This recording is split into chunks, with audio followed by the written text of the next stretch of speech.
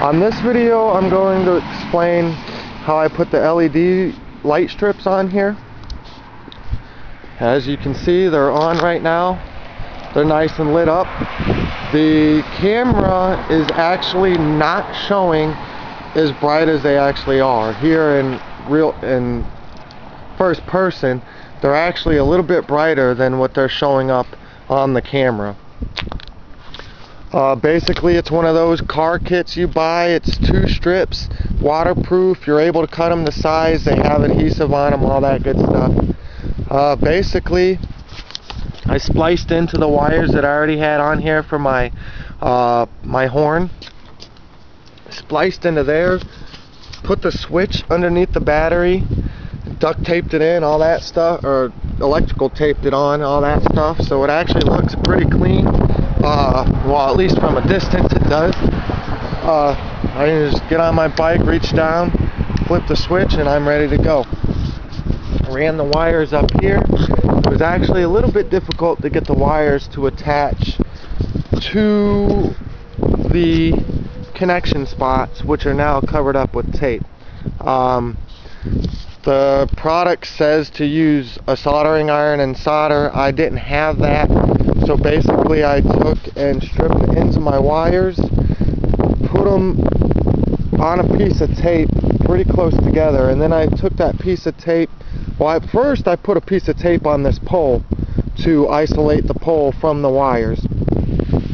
Then I took the wire and put it on the piece of tape, and then I positioned the piece of tape on here itself to about where the bare piece of the wire would be touching the contacts, because I put the piece of tape on the wire below the bare part of the wire. I then, once it was in place, I pressed the wire manually up against the contacts, flipped the switch on, made sure it was proper connection, all that stuff, and they were in the right spot. If not, I moved one wire one direction or the other until I was able to get it to come on. Then basically I took the electrical tape and wrapped the wire onto the pipe as tight as I could to make the tape be pushing the wire into the connection. And that's basically how I did that. They are actually pretty bright in the daytime. I'm very impressed with them.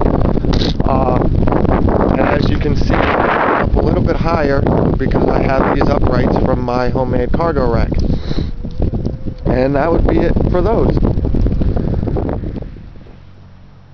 Okay, this is the nighttime version of my rear LED lights on my bicycle. I have 3, well, technically 4 vertical stripes.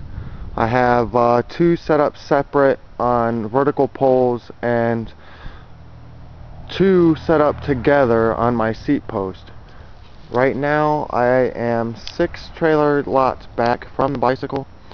That little red dot right there is my lights. The video kind of distorts everything a little bit and blurs it all together, but I can actually see each individual light.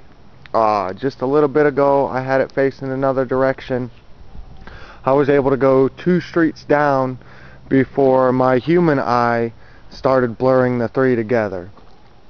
So at the moment I'll go ahead and take a walk and get closer so that you on the camera can actually see a little bit more of the brightness and how it actually looks at night, being able to see the 3 different strips.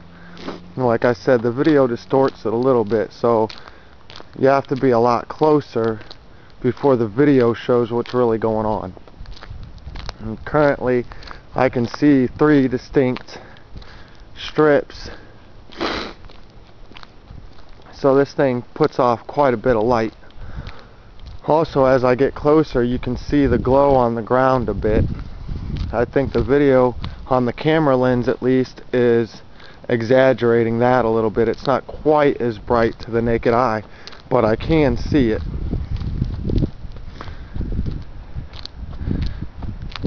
And now you see the 3 different LED lights with the glow. Move off to the side a little bit. and you can see that it's actually quite bright,